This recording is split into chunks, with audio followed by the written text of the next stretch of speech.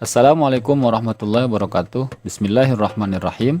Apa kabar rekan-rekan? Semoga hari ini kita semua selalu dalam keadaan sehat walafiat dan selalu dalam lindungan dan rahmat serta ampunan Allah Subhanahu wa taala. Pada kesempatan kali ini kita akan membahas tentang fungsi hadis terhadap Al-Qur'an. Dalam hukum Islam, hadis menjadi sumber hukum kedua setelah Al-Qur'an. Sebagaimana kita ketahui bersama, di dalam Al-Quran ada ayat-ayat yang mudah difahami karena menjelaskan sesuatu secara rinci, dan tidak sedikit pula di dalamnya terdapat ayat yang bersifat umum dan membutuhkan penjelasan. Lalu, bagaimana posisi hadis terhadap Al-Quran? Insya Allah, kita akan bahas pada pertemuan kali ini. Tujuan pembelajaran kita kali ini adalah 1. Peserta didik dapat menghayati fungsi hadis terhadap Al-Quran. 2. Peserta didik dapat mengimplementasikan fungsi hadis dalam memahami Al-Quran. 3. Peserta didik dapat menganalisis fungsi hadis terhadap Al-Quran. 4. Peserta didik dapat menyajikan contoh-contoh fungsi hadis terhadap Al-Quran.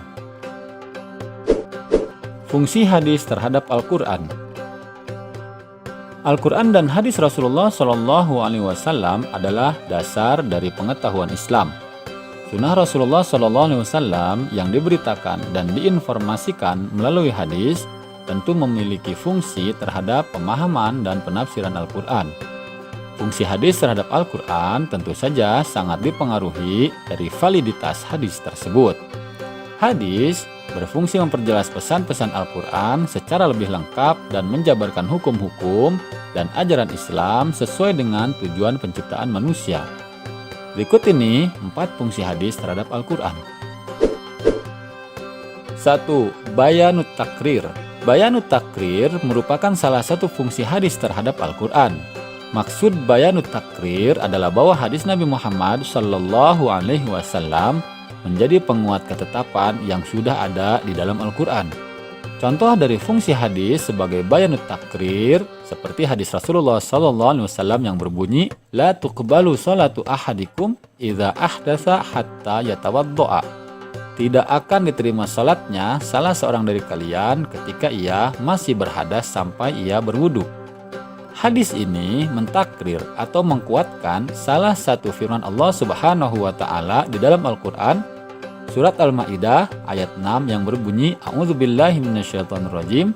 Ya ayyuhalladzina amanu idza qumtum ilas sholati faghsilu wujuhakum wa aydiyakum ilal marafiqi wamsahu biru'usikum wa arjulakum ilal ka'bain.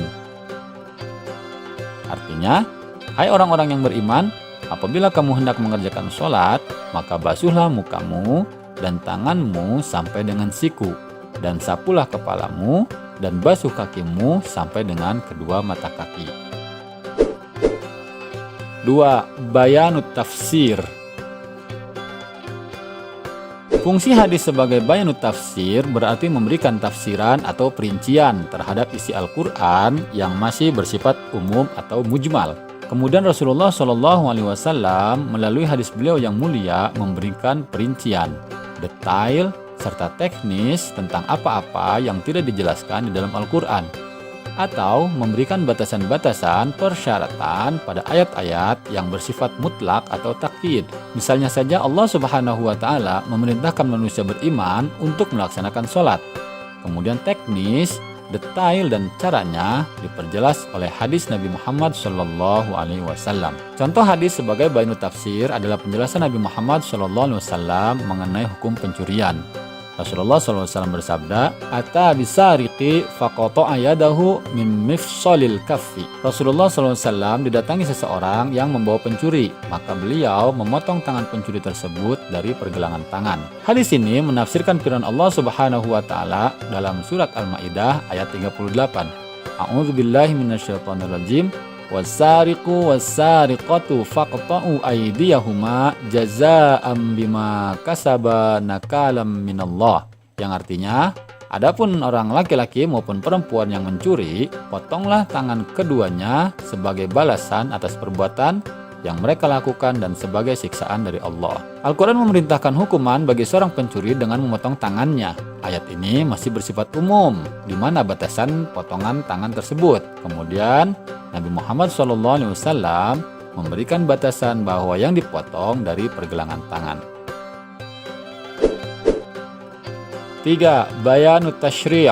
Hadis sebagai bayanut tashri' ialah sebagai pemberi kepastian hukum atau ajaran-ajaran Islam yang tidak dijelaskan dalam Al-Quran.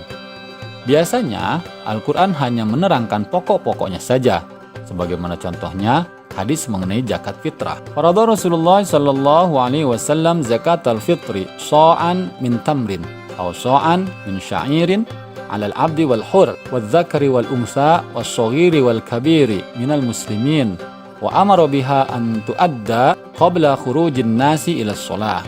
Yang artinya Rasulullah sallallahu alaihi wasallam telah mewajibkan zakat fitrah dengan 1 sok kurma atau 1 sok gandum kepada setiap budak atau orang merdeka, laki-laki atau wanita, anak maupun dewasa dari kalangan kaum muslimin.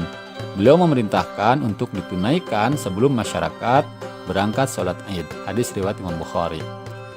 Bayanut Tashri' memiliki maksud untuk mewujudkan hukum atau aturan yang tidak didapat di dalam Al-Quran secara eksplisit.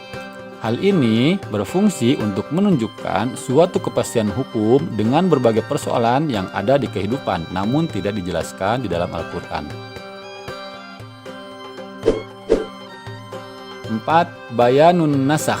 Secara etimologi, an-nasakh memiliki banyak arti yang diantaranya at-taghyir atau mengubah, al-idbal atau membatalkan, at-tahwil atau memindahkan, atau izalah menghilangkan. Para ulama mendefinisikan bayanun nasakh sebagai ketentuan yang datang kemudian hari dan menghapuskan ketentuan yang terdahulu, sebab ketentuan yang baru dianggap lebih cocok dengan lingkungannya dan lebih luas. Salah satu contohnya yakni hadis dari baginda Nabi Muhammad SAW, "Fala wasiyyata liwarithin," maka tidak ada wasiat bagi ahli waris. Hadis riwayat Imam Abu Daud. Hadis tersebut menasakh ketentuan dalam Quran surat Al-Baqarah ayat 180 tentang wasiat. Allah Subhanahu wa taala berfirman, "A'udzubillahi minasyaitonirrajim. Kutiba 'alaikum idza hadara ahadakumul mautu in taraka khairanil wasiyah lil walidaini wal aqrabina bil ma'ruf haqqan 'alal muttaqin." Yang artinya, diwajibkan atas kamu apabila maut hendak menjemput seseorang di antara kamu, jika dia meninggalkan harta, berwasiat untuk kedua orang tua dan karib kerabat dengan cara yang baik sebagai kewajiban bagi orang-orang yang bertakwa. Menurut para ulama yang menerima adanya nasakh hadis terhadap Al-Quran, hadis di atas menasakh kewajiban berwasiat kepada ahli waris yang di dalam ayat di atas dinyatakan sebagai wajib. Dengan demikian, seseorang yang akan meninggal dunia tidak wajib berwasiat untuk memberikan harta kepada ahli warisnya, karena ahli waris itu mendapatkan bagian harta warisan dari yang meninggal tersebut. Untuk fungsi hadis sebagai bayanun nasakh ini masih terjadi perdebatan di kalangan para ulama. Para ulama Ibnu Hazm dan Mutaqaddim membolehkan menasakh Al-Quran dengan segala hadis walaupun hadis ahad. Kemudian kelompok Hanafiyah berpendapat boleh menasakh dengan hadis masyhur tanpa harus mutawatir. Sedangkan para Mu'tazilah membolehkan menasakh dengan syarat hadis harus mutawatir. Selain itu, ada juga yang berpendapat bayanun nasakh bukanlah salah satu dari fungsi hadis. Demikian pembahasan kita kali ini. Semoga bermanfaat. Terima kasih.